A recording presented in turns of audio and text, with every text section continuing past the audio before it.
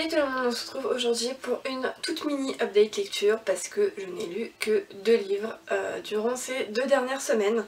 C'est vraiment pas énorme. Bon, pour me donner une excuse, j'ai quand même un livre à 600 pages, donc je me dis que ça peut un peu compter comme 2 livres. C'est clairement pas pourquoi, enfin si je sais quand même pourquoi je n'ai lu que 2 livres, donc je vous explique ça tout de suite au long de la vidéo. Donc la première semaine, j'ai lu After de Anna Todd qui est paru chez Hugo Romance. Donc vous savez, à la base c'est une fanfiction sur Harry des One Direction. Et en fait, donc là c'est l'histoire de Tessa qui mène une vie, comment dire, un peu peut-être snob. Tout est réglé à la minute, elle a son petit copain depuis hyper longtemps.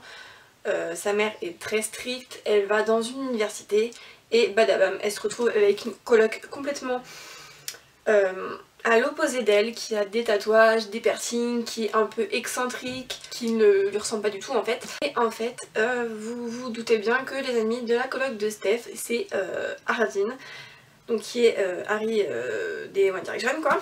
En fait, je pense pas que ce livre je peux le comparer avec le Harry des One Direction de tout de suite parce que c'est pas du tout la même chose, c'est vraiment pas du tout le même homme. Donc là en fait, elle va tomber amoureuse de Ardyn, vous vous doutez bien, et leur romance ne va pas être hyper simple parce qu'elle est hyper compliquée sans être compliquée. D'ailleurs c'est eux qui se rajoutent des problèmes alors qu'ils en ont clairement pas besoin. Il y a beaucoup, ils s'engueulent beaucoup dans ce livre, mais je crois que ce n'est rien par rapport au tome 2 à ce que j'ai compris. C'est vraiment très addictif. Par contre les deux personnages sont clairement des têtes à claque tous les deux, je les supporte pas, c'est pas possible. Ardyn c'est plus gros des... voilà quoi, et elle...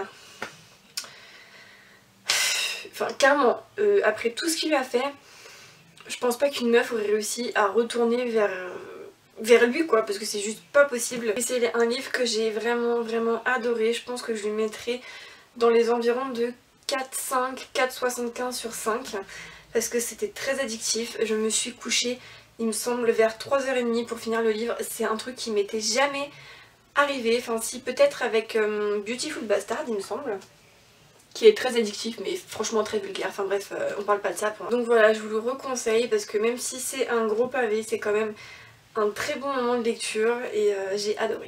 Et ensuite la deuxième semaine j'ai commencé à lire le tome 2 de l'apprenti épouvanteur qui est La malédiction de l'épouvanteur de Joseph Delaney, paru chez Bayard Jeunesse.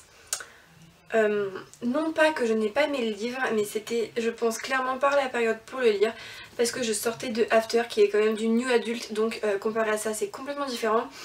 Et une autre raison qui est totalement, je pense, concevable, je ne sais pas si c'est comme ça qu'on dit concevable, enfin bref, j'ai été voir 50 Shades of Grey au cinéma, donc comment on peut dire, passer de l'érotique à de la jeunesse.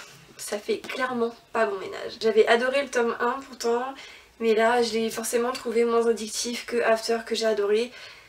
Et voilà, je pense que je vais remettre cette lecture à plus tard peut-être, ou alors je la finirai aujourd'hui tout de suite après que je vous ai filmé la vidéo. Donc là c'est le tome 2, je sais pas trop comment vous expliquer ce livre sans vous spoiler. Disons que l'apprenti épouvanteur et l'épouvanteur ont une mission à accomplir. Et ils vont se retrouver dans une ville où ils vont être en danger. Donc ça commence à aller, je commence à rentrer dedans. Mais c'est clairement difficile quand on a lu du nu adulte et quand on a regardé de la romance et de l'érotique au cinéma. J'arrive clairement pas à me sortir ce film de la tête. Donc voilà, on verra bien ce que ça donne à la fin du mois. Voilà, comme je vous l'ai dit, c'était une super mini update lecture, je suis désolée, mais bon, je pense que c'est quand même un bon début de mois parce que c'était la première fois que je lisais un livre à 600 pages et j'ai adoré, donc écoutez, c'est pas plus mal, hein. Autant lire un gros livre hein, qu'on aime bien plutôt que plein de petits qu'on n'aime pas, j'ai envie de dire. Donc voilà, j'espère que cette vidéo vous a plu et on se retrouve dans une prochaine. Bye!